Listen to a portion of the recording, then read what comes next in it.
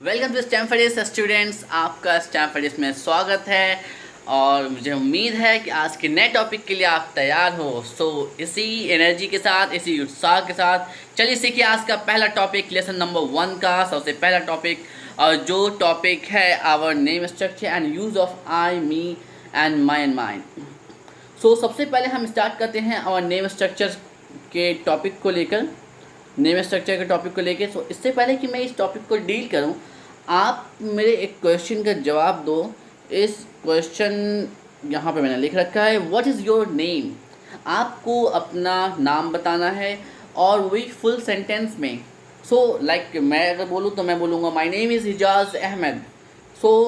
ये मेरा पूरा नाम हुआ और पूरे सेंटेंस में हुआ, एक सेंटेंस में मैंने बोला। इसी तरीके से आप अपने नाम को बोलो और एटलीस्ट 2 बार बोलो वीडियो को पॉज करके। जब आपने नाम को बोला तो आपने नोटिस किया कि आपने क्या क्या बोला। अगर नहीं नोटिस किया तो चलिए एक एग्जाम्पल के साथ समझते हैं। जब मैंने सेम क्वेश्चन अपने क्लासरूम में पूछा था तो मेरे एक स्टूडेंट सूरज ने बोला था कि sir my name is Suraj Singh Sajwan. मैंने उनसे पूछा कि सूरज आपने पापा जी का नाम बताओ। तो सूरज ने कहा सर मेरे पापा जी का नाम जो है राहुल सिंह साजवान है। My father's name is Rahul Singh Sajwan. तो मैंने पूछा अच्छा अपने भाई जी का नाम बता दो, what is your brother's name. तो उन्होंने बोला Kishan Kumar Sajwan is my brother's name. उन्होंने बोला कि मेरे भाई का नाम किशन कुमार साजवान है। आप इन तीनों नाम में कुछ कॉमन देख रहे हो? कुछ भी ऐसा जो आपको कॉमन लगे? सूरज के नाम में, उसके पिताजी के नाम में और उसके ब्रदर के नाम में कुछ भी कॉमन? वीडियो को 2 मिनट के लिए यहाँ पर रोक लो और सोचो इस बात को। What is common in all 3 names? What is common in all 3 names? अगर आपने सोच लिया है तो चलो आगे बढ़ते हैं और देखते हैं क्या है कॉमन। तो इन तीनों नाम में जो कॉमन चीज़ है वो है साजवान। क्या आप जानते हैं कि इंग्लिश के अंदर जब हम इंग्लिश में इन साजवान को बोलते हैं, साजवान साजवान साजवान, तीनों नाम में जो साजवान कॉमन आ रहा है इसको कहते क्या हैं? Do you know what is Sajwan called or the last name called in English language? Do you know this thing? If you don't know, please think for a minute. After thinking, please proceed this video. एक बार सोचो आप, सोचने के बाद video को आगे बढ़ाओ। अब हम एक कॉन्सेप्ट समझते हैं यहाँ पे। इन इंग्लिश जो पहला नाम होता है सूरज, राहुल, जो ये पहला नाम है इसको कहते हैं फर्स्ट नेम। ठीक है। जो दूसरा वाला है उसको कहते हैं middle name. Singh it is middle name. Last name जो है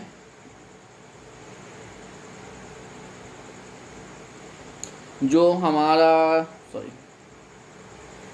ये जो लास्ट नेम है, लास्ट नेम साजवान, ये नीचे आ गया है। ये जो लास्ट नेम है इसको हम कहते हैं लास्ट नेम, फैमिली नेम और surname. We call the last name पहला नाम हुआ, दूसरा नाम हुआ फैमिली नेम, तीसरा नाम हुआ सरनेम।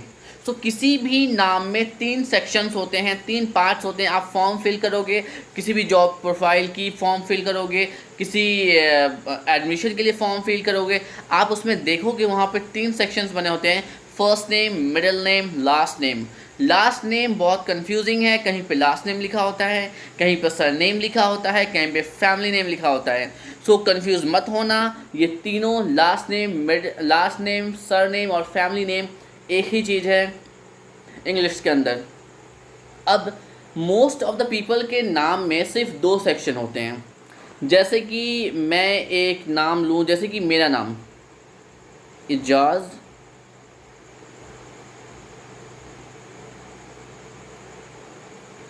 अहमद। ठीक है। मेरे नाम में 2 ही सेक्शन है, एक है फर्स्ट नेम, दूसरा है एक है फर्स्ट नेम और दूसरा है लास्ट नेम। अगर मेरे पास दो ही टुकड़े हैं नाम के तो पहला फर्स्ट नेम हो जाएगा और दूसरा वाला लास्ट नेम हो जाएगा।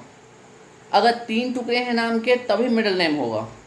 अगर एक ही नाम है, बहुत सी लड़कियों के मैंने नाम देखे हैं, जैसे कि उनका नाम होता है पूजा, गीता, तो इनके नाम के साथ कोई सरनेम या फैमिली नेम नहीं होता, तो वो सिर्फ सिंगल टुकड़ा होता है नाम का, तो उसको हम सिर्फ फर्स्ट नेम कहेंगे, सिर्फ फर्स्ट नेम कहेंगे।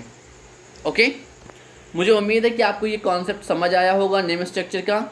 एक बहुत अहम और बहुत कम लोग जानते हैं कि आखिर ये मेडन नेम होता क्या है। What is maiden name? Think for a minute, stop the video here.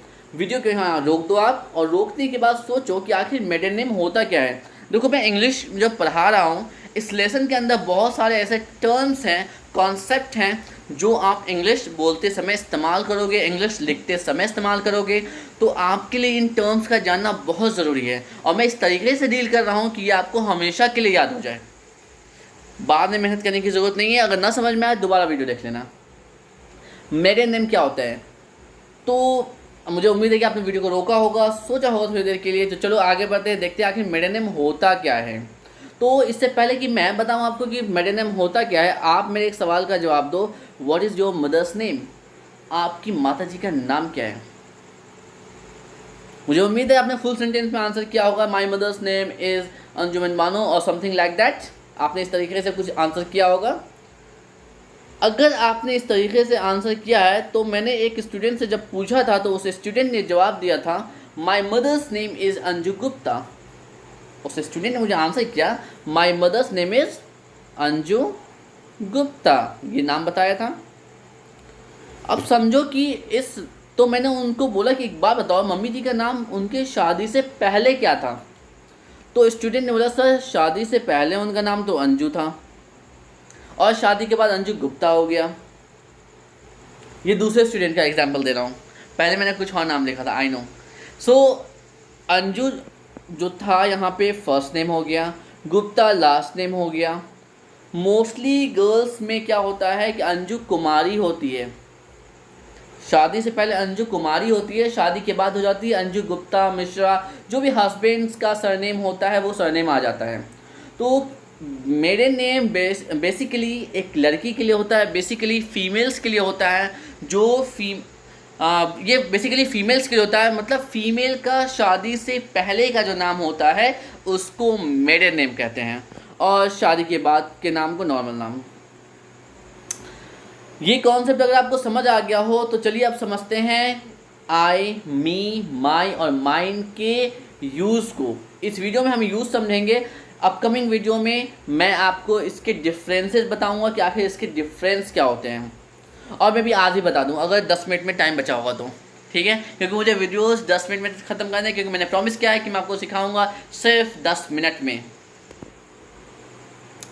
तो चलिए एक सेंटेंस बनाइए मेरे लिए, वीडियो को यहाँ पर रोक लो आप, और आई, मी, माई, माइन, इन चारों लफ्ज़ों को, चारों शब्दों को अलग अलग वाक्यों में हर एक वर्ड को इस्तेमाल करके एक सेंटेंस बनाओ।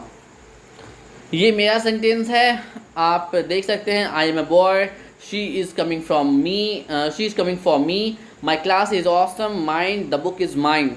आप देख सकते हो कि मैंने 4 सेंटेंसेस बनाए हैं, और आखिर में मैं एक सवाल भी पूछ रहा हूँ, what is the difference in these words?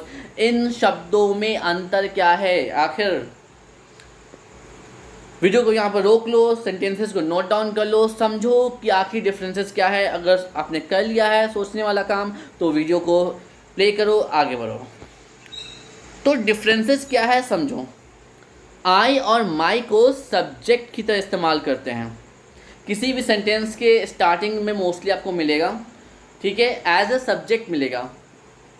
मी और माइन को ऑब्जेक्ट की तरह यूज़ करते हैं। मैं subject verb object upcoming video में समझाऊंगा, डील करूंगा कि क्या होता है। वैसे मैं यहाँ पर बता देता हूँ सब्जेक्ट वर्ब ऑब्जेक्ट होता क्या है।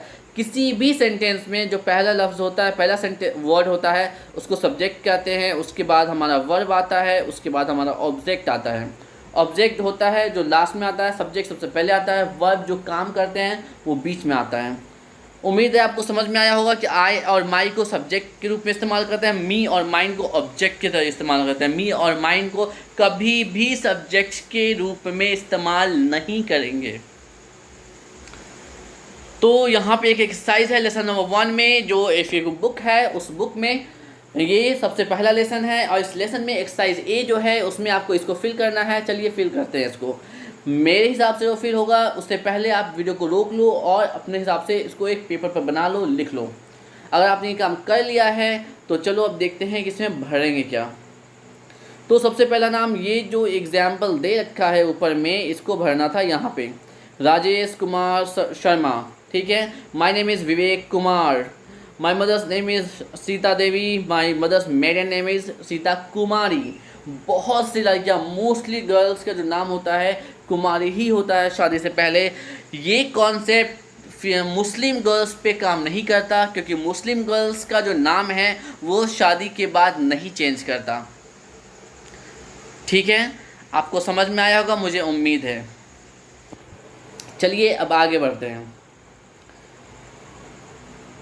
तो आज के हम आगे नहीं बढ़ेंगे, बस आज का वीडियो यहीं तक। मुझे उम्मीद है मैंने जितना भी कुछ सिखाया है आपको समझ आया होगा। ये जो कॉन्सेप्ट था, नेम स्ट्रक्चर कॉन्सेप्ट, आपको क्लियर होगा। अगर कहीं पे भी कोई डाउट है प्लीज़ मुझे कमेंट सेक्शन में पूछो। मुझे रात 9 बजे जो ग्रुप डिस्कशन में आप पार्टिसिपेट करोगे उसमें पूछो। Thank you so much for participation, thank you so much इस वीडियो को देखने के लिए। और प्लीज़ सब्सक्राइब करो, क्योंकि सब्सक्रिप्शन रखोगे तभी आपको मेरी अपकमिंग वीडियोस मिलेगी आपके मोबाइल फ़ोन पे बिना नोटिफिकेशन, क्योंकि मैं वीडियोस को व्हाट्सएप के थ्रू नहीं भेजता हूँ। बहुत कम होता है कि मैं शेयर करता हूँ। Thank you so much, bye bye, good night.